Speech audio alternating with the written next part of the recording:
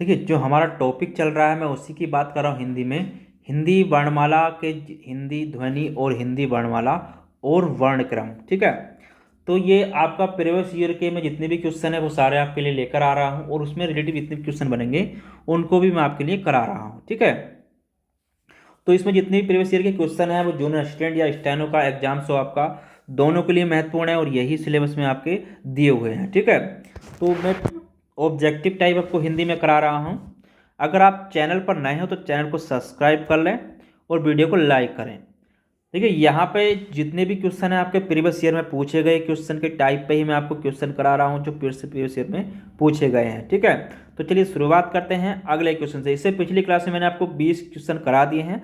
अगर वो पिछली क्लास नहीं दी है तो नीचे डिस्कशन में लिंक दिया हुआ है, वहाँ से जाके आप देख सकते हैं, ठीक है। तो चलिए अगले क्वेश्चन से शुरुआत करते हैं। लिपि चिन्हों के क्रमबद्ध समूह को क्या कहते हैं, ठीक है। तो लिपि चिन्हों के क्रमबद्ध समूह को हम क्या कहते हैं, अगर इसकी बात करूं, देखिए,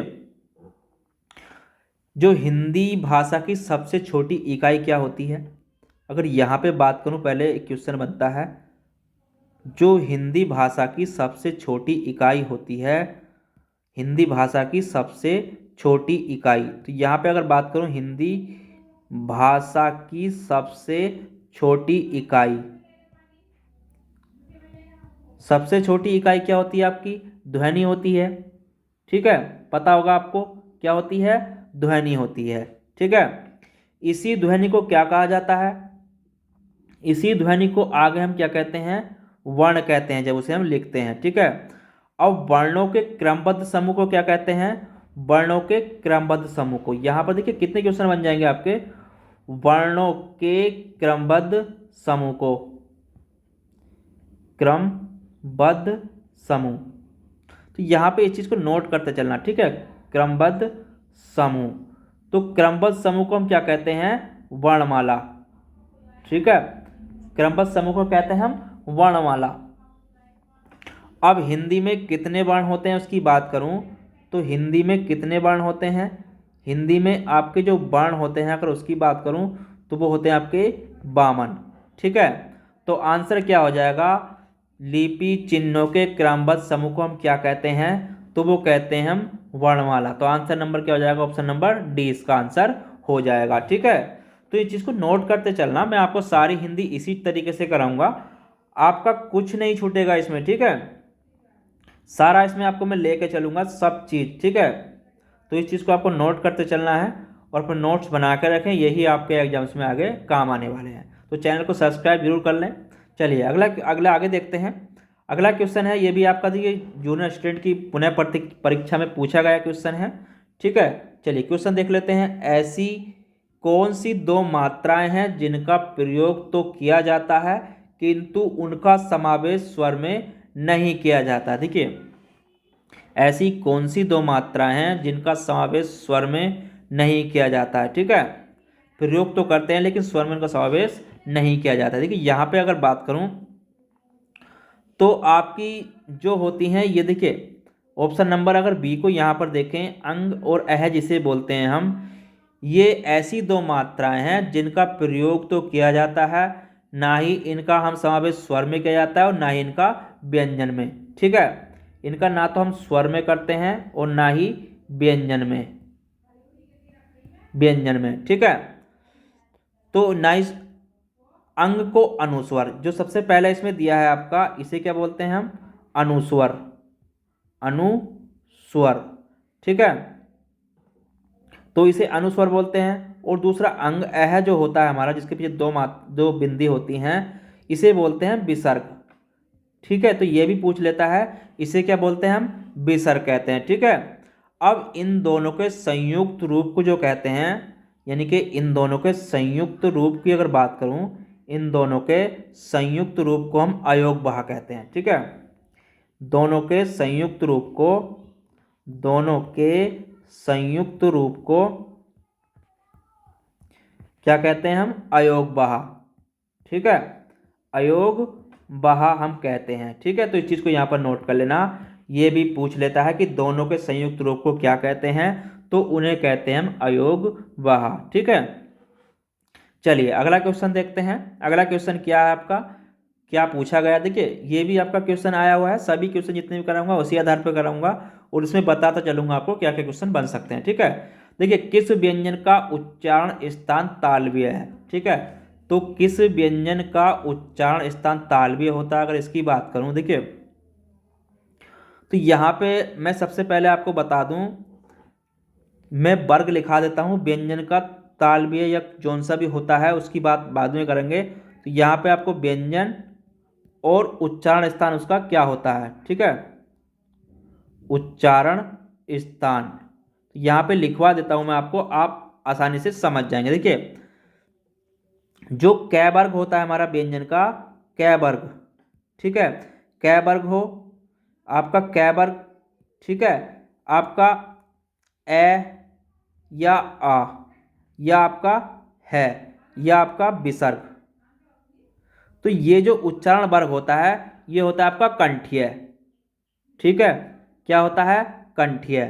जो आपका चय वर्ग होता है, अगर उसकी बात करूं चय वर्ग की, या आपका ई हो, ठीक है, या ई हो, या यह हो, या आपका स हो, तो ये उच्चारण, इसका जो वर्ग उच्चारण स्थान जो होता है वो होता है तालु। ठीक है, क्या होता है, तालु। उसके बाद आगे बात करूं टय वर्ग की, टय वर्ग, टय वर्ग हो आपका, या आपका रीरी हो, या आपका रै हो, या आपका स हो, तो ये जो होता है इसका उच्चारण स्थान जो होता है वो होता है मूर्धन्य। ठीक है, क्या होता है, मूर्धन्य। उसके बाद आगे बात करूं वो आता है आपका तय वर्ग। ठीक है, तय वर्ग की अगर बात की जाए, इसमें तय वर्ग में आपका चाहे ल आ जाए या आपका ये वाला स आ जाए, तो इसका जो उच्चारण स्थान होता है वो होता है आपका दंत्य।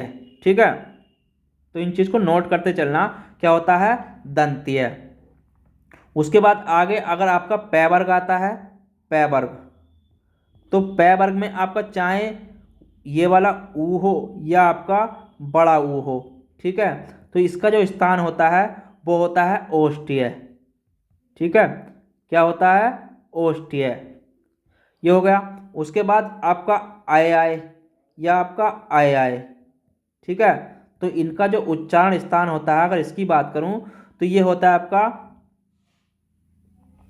कंठ तालव्य। ठीक है, क्या होता है आपका कंठ तालव्य, तो कंठ तालव्य होता है। उसके बाद चाहे आपका औ आए, क्या आए,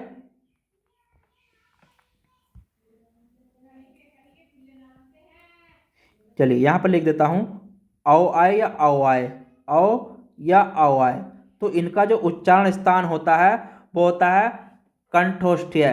ठीक है, क्या होता है, कंठोष्ठ्य, कंठोष्ठ्य।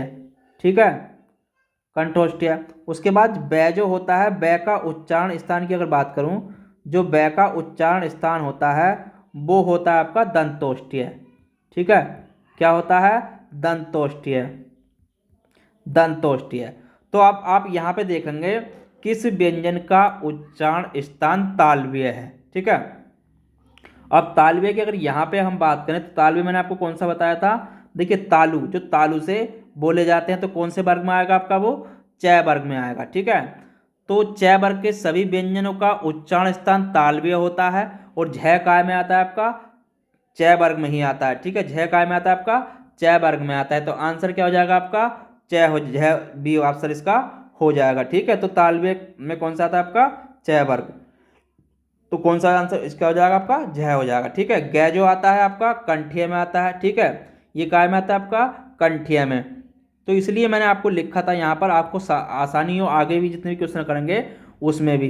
ठीक है, तो सारे जितने भी हैं आप इनको नोट करते चलें, और जो वर्णमाला आपने नहीं पढ़ी है तो उससे पहली क्लास मैंने आपको बता दिया है, उसमें आप जा करके देख सकते हैं। ठीक है, चलिए अगला क्वेश्चन देखते हैं। अगला क्वेश्चन क्या है, जो आपका, देखिए जितने भी क्वेश्चन है सारे पूछे गए हैं और सारे आपके लिए मोस्ट इंपोर्टेंट क्वेश्चन है। ठीक है, चलिए अगला क्वेश्चन देखते हैं। निम्न ध्वनियों की गणना न स्वर में की जाती है और न ही व्यंजनों में, उसे क्या कहते हैं। देखिए जिनकी गणना न तो स्वर में की जाती हो ना ही व्यंजन में की जाती हो, उन्हें जो कहते हैं, मैंने आपको पहले ही बताया था, उन्हें कहते हैं हम अयोग बाहा। ठीक है, मैंने अभी लिखवाया था पीछे आपको, यहाँ पे कहीं लिखवाया था, यहाँ पे देखिए, यहाँ लिखवाया था मैंने आपको, दोनों की संयुक्त रूप को जिनकी गणना ना स्वर में हो ना व्यंजन में हो, तो उन्हें क्या कहते हैं, हम अयोगवाह कहते हैं। ठीक है, तो इस चीज़ को भी यहाँ पर नोट करते चलना है, क्योंकि क्वेश्चन रिपीट ज़्यादा होते हैं। ठीक है, तो उन्हें क्या कहते हैं, हम अयोगवाह कहते हैं। ठीक है, इन जिन ध्वनियों की गणना आपकी ना तो स्वर में हो, ठीक है, काय में हो, ना तो आपकी स्वर में हो और ना आपकी व्यंजन में हो, तो उन्हें क्या कहते हैं, हम अयोगवाह कहते हैं। ठीक है, तो इसमें आपका अनुस्वर और विसर्ग आते हैं। ठीक है, तो उन्हें क्या कहते हैं, अयोगवाह, अयोगवाह, अयोगवाह कहते हैं। इसमें ना तो आपके क्या आते हैं, एक तो आता है आपका अनुस्वर, ठीक है, अनुस्वर क्या होता है, इसके ऊपर बिंदी लगी रहती है। ठीक है, अनुस्वर बिंदी, और आपका विसर्ग, दूसरा क्या होता है आपका विसर्ग, जिसमें आपकी डबल बिंदी पीछे रहती है। ठीक है, तो वो क्या कहलाते हैं, आपके अयोगवाह कहलाते हैं। ठीक है, तो ये तो इनका अयोगवाह का अर्थ की अगर बात करूं, इसका अर्थ होता क्या, देखिए अर्थ की अगर यहाँ पे बात की जाए तो इसका जो अर्थ होता है, अर्थ है योग न होने पर भी जो साथ रहे। ठीक है, इनका योग न होने पर भी साथ रहे, और ये स्वर व्यंजन दोनों में उपयोग होते हैं। ठीक है, उपयोग काय में होते हैं, दोनों में होते हैं। उपयोग आपके स्वर में भी होते हैं और आपके व्यंजन में भी होते हैं। ठीक है, तो इस चीज़ को आपको नोट कर लेना है, गिनती कहीं नहीं होती लेकिन उपयोग दोनों में होते हैं। चलिए अगला क्वेश्चन देखते हैं। अगला क्वेश्चन है, स्वर तंत्रियों के आधार पर व्यंजनों को कितने भागों में बांटा गया है। ठीक है, तो स्वर तंत्रियों के आधार पर व्यंजनों को जो बांटा गया है, तो वो दो भागों में बांटा गया है। ठीक है, उसकी बात करता हूँ। स्वर तंत्रियों के आधार पर दो भागों में बांटा गया। ठीक है, कौन कौन से में, एक है इसमें आपका सैघोष, ठीक है, एक है सैघोष और दूसरा है आपका अघोष। सैघोष और अघोष, देखिए अगर यहाँ पे बात करूं सैघोष की, तो सैघोष वे होते हैं जिन व्यंजनों के वर्णों के उच्चारण में स्वर तंत्रियां झंझुग्रत होती हैं, तो क्या कहलाते हैं, आपके संघोष कहलाते हैं। और जिसमें झंझुग्रत नहीं होती हैं तो वो आपके अघोष कहलाते हैं। ठीक है, अघोष में नाद का प्रयोग होता है और सैघोष में आपका नाद का प्रयोग होता है, अघोष में श्वास का प्रयोग होता है। ठीक है, सैघोष में आपका नाद का प्रयोग होता है, अघोष में आपका जो होता है वो श्वास का प्रयोग होता है। ठीक है, तो इस चीज़ को आपको याद कर लिखना जरूर है। ठीक है, तो इस चीज़ का आपको ध्यान रखना। देखिए वर्गीय व्यंजन का अगर पहला जो व्यंजन होता है, जो पहला और दूसरा जो वर्ण होता है, ठीक है, वर्गीय व्यंजन का अगर बात करूं यहाँ पर, वर्गीय व्यंजन का पहला और आपका दूसरा, ठीक है, पहला और दूसरा जो वर्ण होता है, पहला और दूसरा वर्ण क्या होता है, वो आपका सैघोष होता है। ठीक है,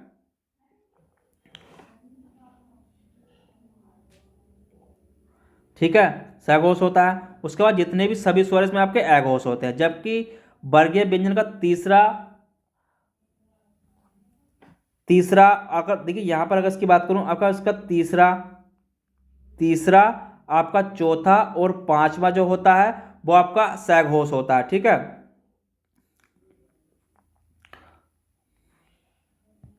यहां पर उल्टा लिख दिया मैंने। ठीक है, तो देखिए पहला और दूसरा जो होते हैं वो अघोष होते हैं, और आपका तीसरा चौथा पांचवा क्या होते हैं, आपके सैघोष होते हैं। ठीक है, सैघोष या घोष होते हैं। इस चीज को यहाँ पर नोट कर लेना है चीज को आप। ठीक है, चलिए अगला क्वेश्चन देखते हैं। तो आंसर क्या हो जाएगा इसका, तो ये आंसर हो जाएगा इसका 2। अगला क्वेश्चन है, जिह्वा की नोक जब ऊपर की दांतों की पंक्ति के सामने वाले दांत के ऊपरी हिस्से के संपर्क में आकर वायु के प्रवाह को अवरुद्ध करती है, ऐसे उच्चारण स्थान को क्या कहा जाता है। ठीक है, देखिए तो ऐसे वाले उच्चारण जब जिह्वा की नोक ऊपर के दांतों के पंक्ति के दांत के ऊपर के हिस्से में संपर्क में आकर वायु के प्रवाह को करती है, अवरुद्ध करती है, तो ऐसे उच्चारण स्थान को हम वत्स्य कहते हैं। क्या कहते हैं, वत्स्य। ठीक है, वत्स्य व्यंजनों के अंत इसमें जो आते हैं, वत्स्य व्यंजन जो होते हैं, अगर उसकी बात करूं, इसमें जो व्यंजन आते हैं, व्यंजन जो आते हैं, जैसे आपका न हो गया, ठीक है, न में अवरुद्ध होती है, स हो गया, न स और ल, ये आपके व्यंजन इसमें आते हैं। ठीक है, तो इस चीज़ को यहाँ पर भी नोट कर लेना।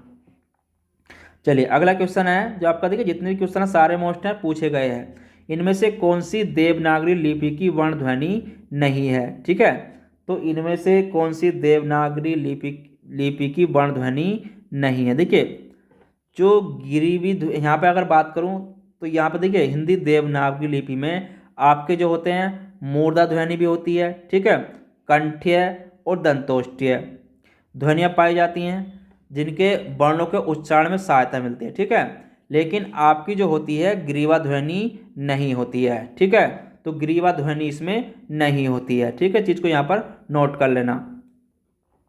चलिए अगला क्वेश्चन देखते हैं। अगला क्वेश्चन है भाषा की सार्थक लघुत्तम इकाई किसे माना जाता है। देखिए भाषा की सार्थक लघुत्तम इकाई किसे माना जाता है। देखिए उच्चारण की दृष्टि से अगर बात करूँ यहाँ पर, उच्चारण की दृष्टि से, उच्चारण की दृष्टि से भाषा की जो लघुत्तम इकाई है वो क्या है आपकी, भाषा दृष्टि से लघुत्तम इकाई, लघुत्तम इकाई, तो लघुत्तम इकाई जो आपकी ध्वनि है, ठीक है, क्या है आपकी ध्वनि। अब ध्वनि के मेल से जो शब्द बनते हैं, ठीक है, अब यहाँ पर ध्वनि हो गई। अब ध्वनियों के मेल से जो शब्द बनते हैं, ध्वनियों के मेल से, ध्वनियों के मेल से बने शब्द, ठीक है, बने शब्द। तो बने शब्द क्या होते हैं, शब्द बनते हैं, शब्द बनते हैं, लेकिन शब्दों के बनाने के लिए इन्हें सार्थक या अर्थबोधक की क्षमता का युक्त होना जरूर होता है, ठीक है। ध्वनि सार्थक ही हो ये जरूरी नहीं है, ठीक है, ध्वनि आपकी सार्थक ही हो ये जरूरी नहीं है। जैसे कि आपका ए हो गया, ठीक है, सार्थक हो ये कोई जरूरी नहीं है। जैसे आपका ए हो गया, कै हो गया, पै हो गया, तय हो गया, ठीक है, बहुत सारे शब्द जाएंगे, ये क्या है, ध्वनियाँ हैं, लेकिन ये सार्थक नहीं है आपकी, ठीक है। किंतु अगर हम कह दें कल, कब, चल आदि, ये क्या है पर शब्द हैं। अगर हम कह दें आपका कल, जब, तब, तो ये क्या हमारे शब्द हैं, ठीक है, क्योंकि इनमें सार्थकता है, अर्थात कहने का मतलब ये हो गया अर्थ देने की क्षमता और शब्द भाषा की सार्थक इकाई है। यानी कि जो शब्द बनता है, जैसे तब शब्द बना, जब शब्द बना, कल शब्द बना, जो शब्द होता है तो भाषा की सार्थक लघुत्तम इकाई किसे माना जाता है, शब्द को ही भाषा की लघुत्तम सार्थक इकाई माना जाता है, ठीक है। चलिए अगला क्वेश्चन देख लेते हैं। अगला क्वेश्चन है किस स्वर के उच्चारण में दीर्घ स्वर से भी अधिक समय लगता है, ठीक है, तो किस स्वर के उच्चारण में दीर्घ स्वर से भी अधिक समय लगता है, तो वो लगता है आपका प्लुप्त स्वर में, ठीक है। प्लुप्त स्वर में क्यों लगता है, देखिए जिन स्वरों के उच्चारण में स्वर से भी अधिक समय लगता है तो हम क्या कहते हैं, प्लुप्त स्वर कहते हैं। जिसमें ओम, सुनो, रे, तो बहुत सारे इसमें क्या होते हैं जिसमें दीर्घ स्वर से भी इसमें अधिक समय लगता है, ठीक है, तो आंसर क्या हो जाएगा इसका, प्लुप्त स्वर। चलिए अगला क्वेश्चन देख लेते हैं। प्रत्येक शब्द की वर्तनी के सभी वर्णों को उसी क्रम में अलग अलग दिखाना क्या कहलाता है, ठीक है। देखिए ये क्वेश्चन भी आपका मंडी परिषद के एग्जाम से पूछा गया है, ठीक है। देखिए अगर यहाँ पे बात करूँ किसी शब्द या वर्णों के समूह को अलग अलग करने की प्रक्रिया को हम क्या कहते हैं, वर्ण विच्छेद कहते हैं, ठीक है। क्या कहते हैं उसे हम, वर्ण विच्छेद, क्या कहते हैं, वर्ण विच्छेद।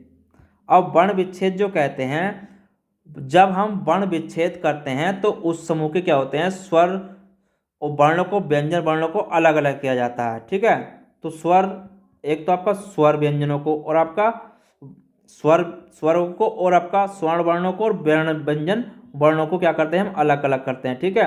और आपके व्यंजन वर्णों को क्या करते हैं हम, अलग अलग करते हैं, ठीक है। तो अलग अलग जो किया जाता है, तो शब्दों या वर्णों समूह में जो मात्राएं होती हैं उन्हें वास्तविक रूप में लिखा जाता है, ठीक है, तो उसे कहते हैं हम वर्ण विच्छेद कहते हैं। अब कैसे, जैसे मैंने लिखा यहाँ पर आपका किताब, क्या लिखा, किताब, तो किताब में क्या हो गया, कै हो गया आपका, ठीक है। फिर इसमें आपकी ई की मात्रा आई, देखिए यहाँ पर कै, ई प्लस तय, ठीक है, प्लस आ गया, तय आ, ठीक है, प्लस आपका इसमें फिर बै आया, बै में क्या है आपका, ए भी है, ठीक है। तो इस तरीके से जो वर्ण विच्छेद करते हैं, तो प्रत्येक शब्द की वर्तनी के सभी वर्णों को उसी क्रम में अलग अलग दिखाना क्या कहलाता है, आपका वर्ण विच्छेद कहलाता है, ठीक है। तो इस चीज़ को आपको यहाँ पर नोट कर लेना है। चलिए अगला क्वेश्चन देखते हैं। अगला क्वेश्चन है वर्णमाला को स्पर्श व्यंजनों की संख्या कितनी होती है। वर्णमाला में स्पर्श व्यंजनों की संख्या जो होती है वो कितनी होती है। देखिए वर्णमाला में जो स्पर्श व्यंजनों की जो संख्या होती है, अगर उसकी बात करूं, आपकी स्पर्श व्यंजन जो होते हैं आपके कै से मैं तक होते हैं, ठीक है, कै से मैं तक, और इनकी जो संख्या होती है आपकी कै वर्ग से मैं तक, ठीक है। तो ये इनकी संख्या जो होती है आपकी 25 होती है, ठीक है। कैसे आपका पै वर्ग तक आ जाएगा, ठीक है। कैसे आपका इन्होंने पूछा है मैं तक, तो लेकिन यहाँ पे अगर बात करूँ कैसे पै वर्ग, पै वर्ग तक, तो कितनी होगी इनकी 25 संख्या होगी, ठीक है। देखिए अब कैसे होगी, देखिए जो जी, अगर यहाँ पे सब जो अलग अलग अगर बात करूँ विभिन्न भागों में जो जिह्वा के स्पर्श से बोले जाते हैं, इसलिए उन्हें क्या कहते हैं, स्पर्श व्यंजन। जो जिह्वा की स्पर्श से बोले जाते हैं उन्हें हम स्पर्श व्यंजन कहते हैं। जिसमें आपका कै वर्ग हो गया, ठीक है। तो कै वर्ग में क्या क्या आता है, कै वर्ग की अगर बात करूं तो यहाँ पर अगर कै वर्ग की बात करूं तो आपका क्या आ जाएगा, कै आ जाएगा, ख आ जाएगा, ग आ जाएगा, घ आ जाएगा, और आपका ढ आ जाएगा। कितने हो गए ये 5, ठीक है। 5 संख्या इनकी हो गई। उसके बाद आपका आता है चै वर्ग। अगर चै वर्ग की बात करूं तो आपका चै हो गया, छ हो गया, जय हो गया, झ हो गया, और आपका वह हो गया। उसके बाद क्या आता है आपका टै वर्ग, ठीक है। टै वर्ग में क्या जाएगा, टै, ठ, ढ, ढ, और आपका ल हो गया। उसके बाद क्या आता है आपका तै वर्ग। अगर तै वर्ग की बात करूं तो तै हो गया, थ हो गया, द हो गया, ठीक है, ध हो गया, और आपका न हो गया। उसके बाद क्या आता है आपका पै वर्ग। अगर पै वर्ग की बात करूं तो पै आ गया, फ आ गया, ब आ गया, भ आ गया, मैं आ गया। तो ये टोटल जो संख्या होती है कितनी होती है, 25 होती है, ठीक है। तो इसलिए मैंने कहा था कैसे पै वर्ग तक होते हैं आपके स्पर्श व्यंजन, ठीक है। तो इनकी संख्या कितनी होती है, 25 होती है। तो आंसर क्या हो जाएगा इसका, 25 हो जाएगा, ठीक है। चलिए अगला क्वेश्चन देखते हैं। अगला क्वेश्चन है स्वर ए के उच्चारण स्थान कौन सा है। देखिए इसकी बात करूं तो इसका जो उच्चारण स्थान, देखिए किसी भी वर्ण का उच्चारण मुख द्वारा ही होता है। जिह्वा जीभ के मुख से जिस भाग को स्पर्श करती है उन स्थानों को वर्णों का उच्चारण स्थान हम कहते हैं। तो स्वर आपका ए का उच्चारण स्थान क्या आपका कंठ तालु है, ठीक है। अगर इसकी बात करूं तो ए का जो स्थान है ए और ए का, तो ये कंठ ताल है, ठीक है। कंठ तालव्य मैंने पीछे भी लिखवाया है, आप इसको देख लेना एक बार, कंठ तालव्य है। तो आंसर क्या हो जाएगा इसका, सी हो जाएगा, ठीक है। तो जबकि कंठ ओष्ठीय आपके क्या होते हैं, अगर कंठ ओष्ठीय की बात करूं, कंठ ओष्ठीय में जो आते हैं आपके औ आते हैं और आपका औ आते हैं, ठीक है। तो यहाँ पर इस चीज़ को भी नोट कर लेना। और दंत ओष्ठ्य की बात करूँ तो दंत ओष्ठ्य में आपका जो आता है वो बै, ठीक है। दंत ओष्ठ्य में आपका बै। ओष्ठ वर्ण की अगर बात करूँ तो ओष्ठ वर्ण में आपका ऊ आता है, पै आता है, फ आता है, बै आता है, भ आता है, मैं आता है, ठीक है। तो ओष्ठ में आपके ये आते हैं। तो इन चीज़ को भी यहाँ पर नोट कर लेना। चलिए अगला क्वेश्चन देखते हैं। अगला क्वेश्चन है हिंदी शब्दकोश में कै के बाद कौन सा व्यंजन दिखाई देता है, ठीक है। तो हिंदी शब्दकोश में कै के बाद यहाँ पे अगर बात कीजिए, हिंदी शब्दकोश में कै के बाद जो आता है आपका वो छ आता है, ठीक है। ये आता है छ वर्ण आता है। छ क्या आपका संयुक्त व्यंजन है, ठीक है। ये क्या आपका संयुक्त व्यंजन है, ठीक है। संयुक्त व्यंजन है जो आपका काय से बना है। अगर इसकी बात करूं तो ये आपका कै प्लस स से मिलकर बना है, ठीक है। इसके आपके योग से ये बना है, ठीक है। इस चीज़ को यहाँ पर नोट कर लेना, ये कई बार पूछा जा चुका है क्वेश्चन, ठीक है। जबकि आगे बात करूँ आपका, देखिए कै जो छः बना है आपका कै और छः के योग से बना है। उसके बाद अगर तय की बात करूँ तो तय जो बना है यहाँ पे जो अगर देखिए त्रय की बात करूँ, जो त्रय बनता है तो ये क्या क्या त्रय की अगर बात करूँ, त्रय जो बनता है हमारा वो तय आपका तय और रै से मिलकर योग से बनता है, ठीक है। अगर आपका ये बनता है उसके बाद यू है, तो वह जो बनता है आपका वो जय आपका, देखिए वह के योग से ग की अगर बात करूँ, ग जो बनता है तो ये बनता है आपका जय प्लस वह, इसके योग से बनता है। उसके बाद श्रेय की अगर बात करूँ तो श्रेय बनता है, वो जो बनता है आपका गे प्लस रै के योग से बनता है। ठीक है, तो इस चीज़ को यहाँ पर नोट कर लेना।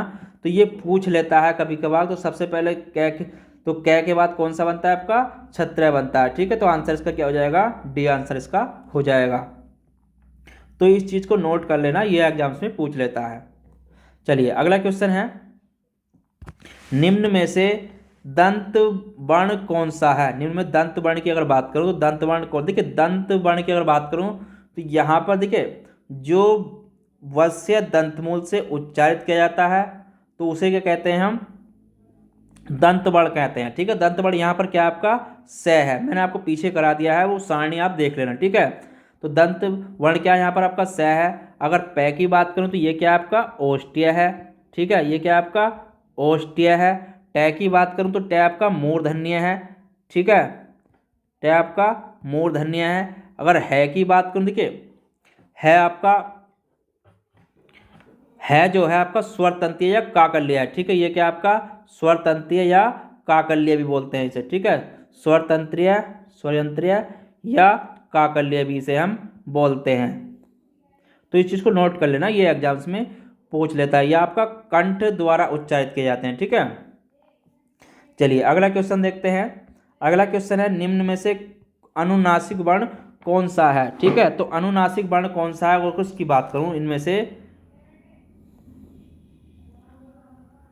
अनुनासिक वर्ण इनमें से कौन सा है। देखिए अगर सबसे पहले हम बात करें तो अनुनासिक वर्ण जो होता है, ऐसे वर्णों का उच्चारण कैसे होता है आपका, नासिका और मुंह से होता है। ठीक है, ऐसे वर्णों का अनुनासिक कहते किसे हैं, जिनका उच्चारण आपका नासिका तथा मुंह से होता है। ठीक है, नासिका और मुंह से होता है तो उन्हें अनुनासिक कहते हैं। ठीक है, तो हिंदी वर्णमाला में जो है 5 वर्ण हैं ऐसे। ठीक है, हिंदी वर्णमाला में आपके 5 वर्ण हैं। ठीक है, हिंदी वर्णमाला में कैसे हैं आपके 5 वर्ण हैं। ठीक है, अब कौन कौन से हैं उसकी बात कर लेता हूँ अनुनासिक में। तो उसमें आता है आपका जो ड आता है, और आपका व आता है, और आपका ळ आता है, और आपका न आता है, और आपका मैं आता है। ठीक है, तो ये क्या है, अनुनासिक वर्ण हैं। ठीक है, ये क्या सारे जो वर्ण बताए मैंने 5, ये आपके अनुनासिक वर्ण हैं। इस चीज़ को आपको नोट कर लेना। तो इसमें कौन सा आंसर हो जाएगा आपका, ऑप्शन नंबर सी हो जाएगा, इसमें आपका अनुनासिक वर्ण है। ठीक है, तो यहाँ पर इस चीज़ को भी नोट, जितने भी करा देखिए सारे क्वेश्चन हैं। और यहाँ पे अगर बात करें, देखिए ये क्या है आपके पै, आपका पै, बै और थ। पै, बै, थ, ये क्या है, तीनों आपके स्पर्श व्यंजन है। ठीक है, तो ये तीनों आपके स्पर्श व्यंजन है। ठीक है, तो इस चीज़ को यहाँ पर इसे भी नोट कर लेना। ठीक है, ये आपके स्पर्श व्यंजन है। चलिए अगला क्वेश्चन देखते हैं। अगला क्वेश्चन है, ल और स का उच्चारण किस स्थान से होता है। ठीक है, देखिए ल और स का उच्चारण स्थान कहाँ से होता है। अगर मैं बात करूँ हिंदी वर्णमाला के वर्णों के उच्चारण स्थान से, तो यहाँ पे कुछ टेबल लिख देता हूँ आपके सामने, ताकि आपको आसानी रहे क्वेश्चन को समझाने के लिए। देखिए यहाँ पे अगर मैं बात करूँ उच्चारण स्थान की बात कर लेता हूँ, यहाँ से उच्चारण स्थान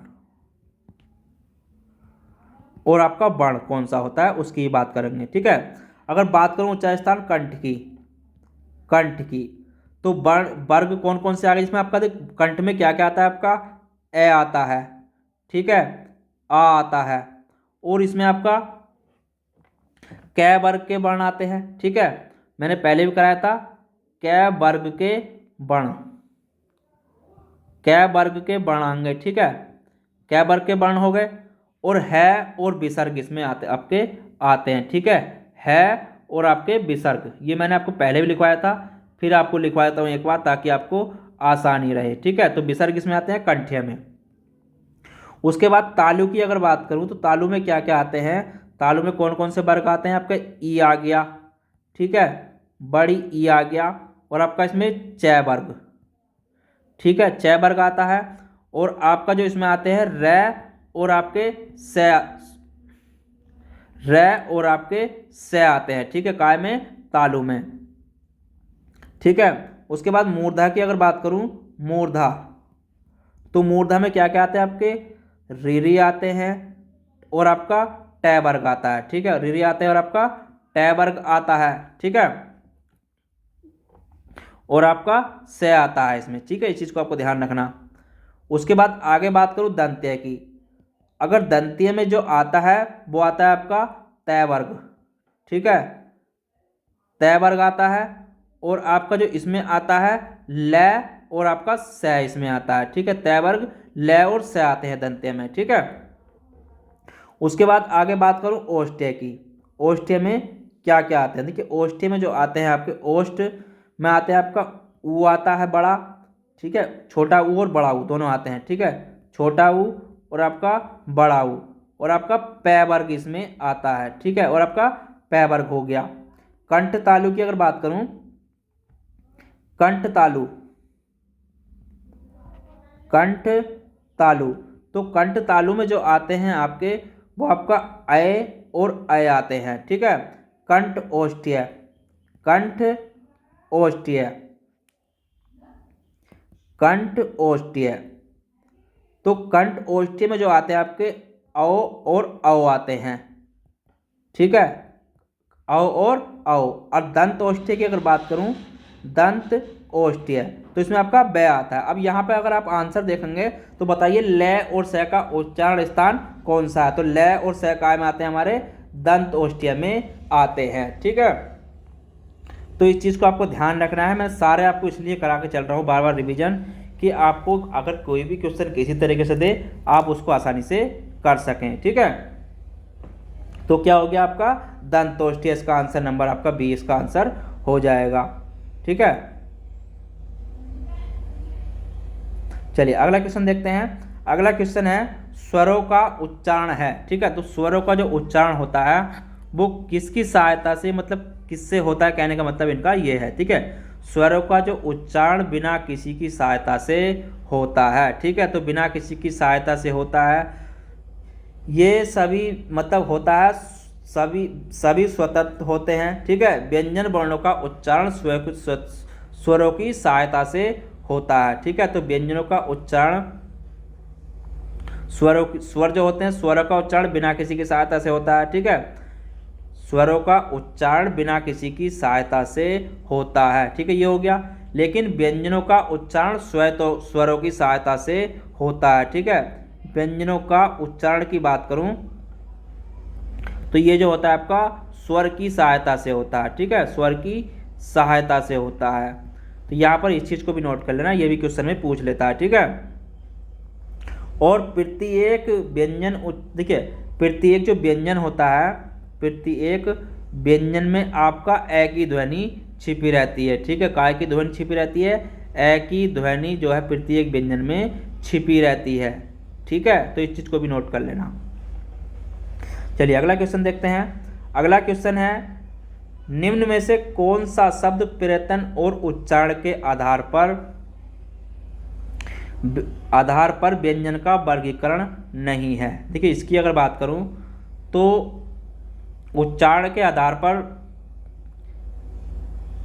प्रयत्न और उच्चारण के आधार पर जो इसमें व्यंजन का वर्गीकरण नहीं करता। देखिए यहाँ पर अगर बात करूं जो शब्द आधार व्यंजनों का जो वर्गीकरण नहीं करता है, देखिए तो सघोष जो है, सघोष ये आपका व्यंजन का वर्गीकरण नहीं है, ठीक है। नाद की दृष्टि से जिन व्यंजन वर्णों के उच्चारण में स्वतंत्र झंझकृत होती हैं वे आपके घोष या सघोष कहलाते हैं, ठीक है, क्या कहलाते हैं, घोष या सघोष कहलाते हैं।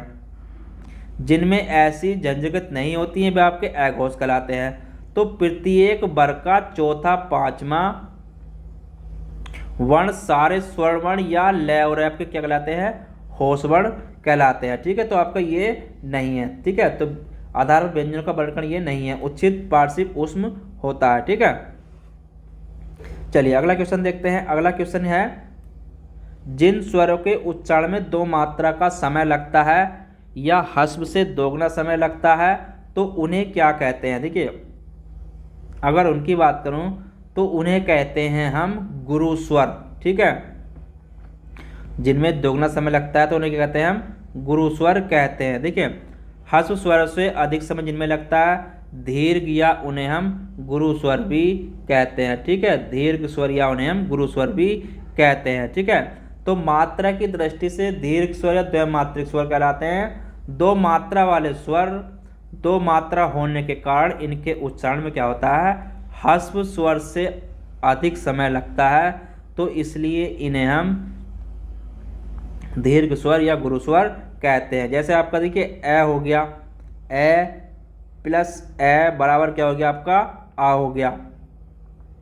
ठीक है, ई प्लस ई बराबर क्या हो गया आपका ई हो गया। ऐसे ही ऊ प्लस ऊ बराबर क्या हो गया आपका बड़ा ऊ हो गया। ठीक है, तो इस चीज को आपको ध्यान रखना है अपना।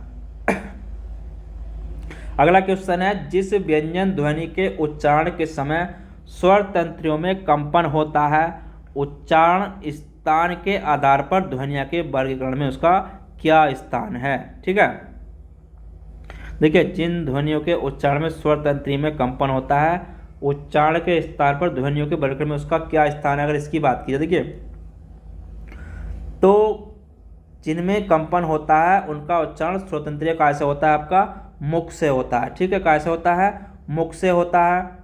उन्हें हम काकल्य व्यंजन कहते हैं। ठीक है, क्या कहते हैं, काकल्य व्यंजन कहते हैं। इसके जो अंतर्गत आता है आपका वो है व्यंजन आता है। ठीक है, क्या आता है आपका है व्यंजन आता है। ठीक है, चलिए अगला क्वेश्चन देखते हैं।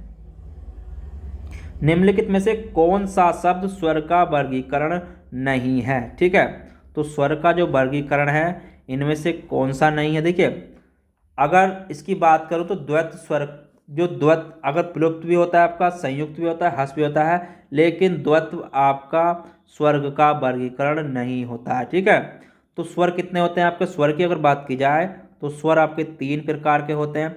एक होता है आपका ह्रस्व स्वर, ठीक है, दूसरा होता है आपका दीर्घ स्वर, तीसरा होता है आपका संयुक्त स्वर। तो तीन प्रकार के क्या होते हैं आपके स्वर होते हैं। ठीक है, अब ह्रस्व स्वर की बात करूं तो इसमें क्या क्या आते हैं आपके, ए आ गया, ठीक है, ई आ गया, ऊ आ गया और आपका री आ गया। उसके बाद दीर्घ स्वर की बात करूं तो क्या आते हैं आपके, आ गया, बड़ी ई आ गया, बड़ा ऊ आ गया। अब संयुक्त स्वर की बात करूं, संयुक्त स्वर में क्या आता है आपके, ए आ गया, ए आ गया, औ आ गया और आपका औ आ गया, डबल मात्रा वाला। ठीक है, ये सिंगल मात्रा होती है इस पे और इस पे आपकी डबल मात्रा होती है। ठीक है, तो ये काय के आधार पर है आपके स्वर के। ठीक है, अब मात्रा के आधार पर भी देखिए स्वरों को तीन भेद हैं। यह तो हो गया आपके वैसे स्वर। अब यहां पे अगर बात करूं मात्रा के आधार पर, अगर स्वरों के वर्गीकरण की बात करूं मात्रा के आधार पर, मात्रा के आधार पर, तो उसमें भी आपका किस में भाग बांटा गया है, तीन में। एक होता है आपका ह्रस्व स्वर, ठीक है, या एक मात्रिक स्वर, दीर्घ स्वर या आपका द्वैमात्रिक स्वर, ठीक है, प्लुप्त स्वर या त्रैमात्रिक स्वर। तो इस चीज़ को यहाँ पर नोट कर लेना, इस पर कन्फ्यूजन रहता है थोड़ा सा, तो मैं आपको यहाँ पर करा देता हूँ। देखिए ह्रस्व स्वर की बात करूँ या एक मात्रिक स्वर की, ह्रस्व स्वर या आपका एक मात्रिक स्वर, ठीक है, एक मात्रिक स्वर जिसपे आपकी एक मात्रा होती है। ठीक है, तो वो क्या होता है आपका, ए हो गया, ठीक है, एक मात्रा इसमें आपकी ई हो गया, ऊ हो गया या आपका री हो गया। दूसरा जिसे बोलते हैं हम दीर्घ स्वर, जिसे द्वैमात्रिक स्वर भी बोलते हैं। ठीक है, इसे क्या बोलते हैं हम, द्वैमात्रिक स्वर भी बोलते हैं।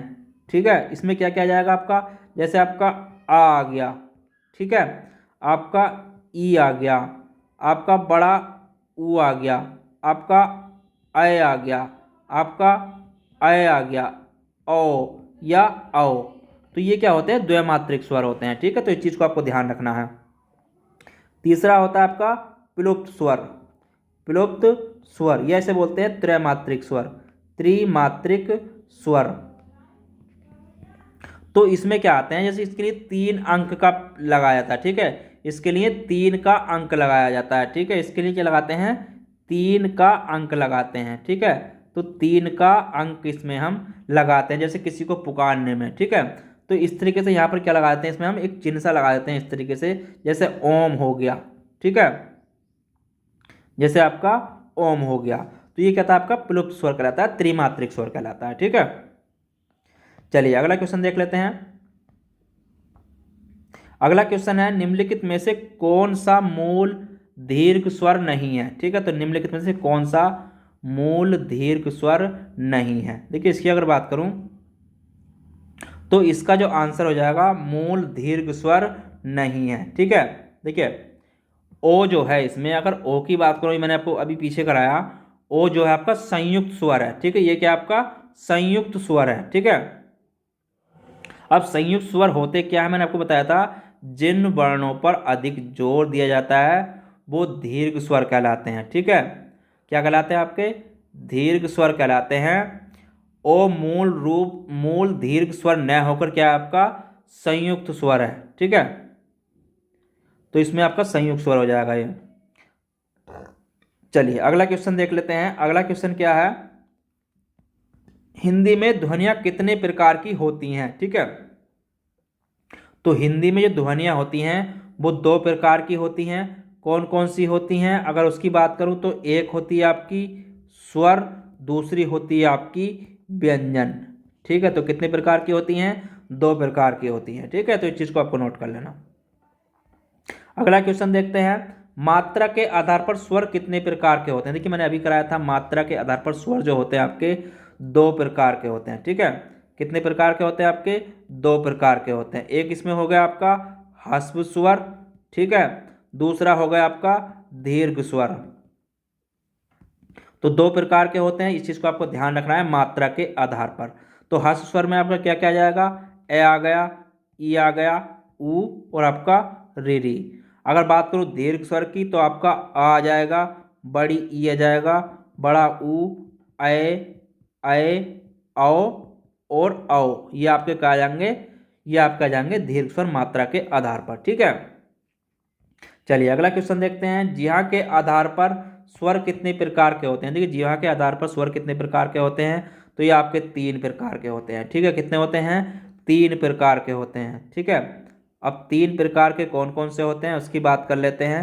तो इसमें एक होता है आपका पहला अग्र स्वर। ठीक है, अग्र स्वर, अग्र स्वर में दूसरा होता है आपका मध्य स्वर, मध्य स्वर, तीसरा होता है आपका पश्च स्वर। ठीक है, पश्च स्वर। तुम अग्र स्वर की बात करूं तो इसमें आपका ई हो गया, ठीक है, बड़ी ई हो गया और आपका ए और ए होता है। मध्य स्वर की बात करूं तो मध्य स्वर में आपका ए आता है।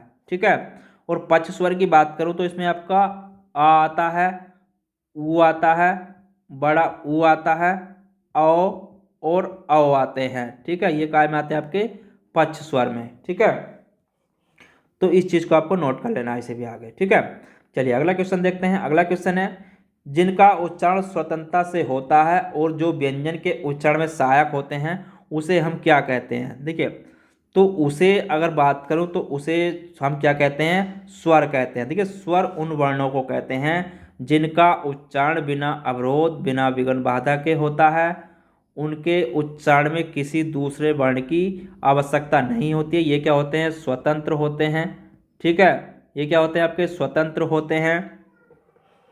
ठीक है, दूसरे वर्णों की इसमें सहायता नहीं ली जाती है। उच्चारण भीतर से आती हुई वायु मुख से निर्बद्ध रूप से निकलती है। हिंदी में जो स्वर की संख्या है, अगर इनकी संख्या की बात करूं तो कितनी है, 11 है। ठीक है, इस चीज को भी आप यहाँ पर नोट कर लेना।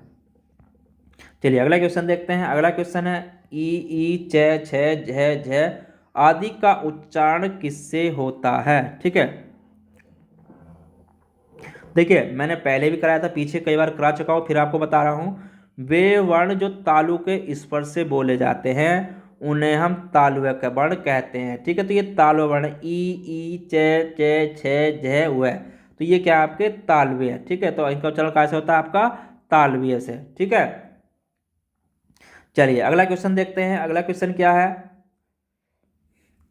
एक से अधिक वर्णों के मेल को क्या कहते हैं। एक से अधिक वर्णों के मेल को हम क्या कहते हैं। देखिए एक से अधिक वर्णों के मेल की अगर बात की जाए तो उन्हें जो हम कहते हैं वो अक्षर कहते हैं। ठीक है, क्या कहते हैं, अक्षर कहते हैं। एक से अधिक वर्णों के मेल को अक्षर कहते हैं। अक्षर स्वर और व्यंजन के संयुक्त रूप होते हैं। ठीक है, अक्षर जो होते हैं आपके स्वर और व्यंजन के संयुक्त रूप होते हैं। ठीक है, स्वर और व्यंजन के क्या होते हैं, संयुक्त रूप होते हैं। ठीक है, जैसे आपका कै हो गया। ठीक है, तो कै में क्या होता है आपका कै प्लस ए होता है। ठीक है, जैसे आपका को हो गया, तो को में क्या होता है आपका कै कै प्लस ओ। ठीक है, जैसे आपका कू हो गया, तो कू में क्या होता है आपका कै प्लस ऊ। ठीक है, तो एक से अधिक वर्णों के मेल को क्या कहते हैं, हम अक्षर कहते हैं। ठीक है, और ये सभी क्या है आपके अक्षर हैं। इस चीज का आपको नोट कर लेना। ठीक है, तो आज के टॉपिक में इतना ही। मैं कल इसमें आपको आगे कराऊंगा, इससे आगे का तो सारा जितना भी इसमें क्वेश्चन बनेंगे उनको भी लेकर चल रहा हूं मैं। और देखिए सारा सिलेबस भी आपका इसमें कवर हो जाएगा। ठीक है, ऐसा नहीं है कि सिलेबस कवर नहीं होगा, तो सारा सिलेबस भी इसमें आपका कवर हो जाएगा। तो चैनल पर नए हो तो चैनल को लाइक शेयर सब्सक्राइब जरूर कर लें। तो फिर मिलते हैं अगले इसी टॉपिक में। इसमें जो आगे क्वेश्चन रह गए हैं उनको भी मैं इसमें आगे कराऊंगा, तो जुड़े रहिए हमारे साथ। चलिए फिर मिलेंगे कल के क्लास के साथ, जब तक के लिए धन्यवाद।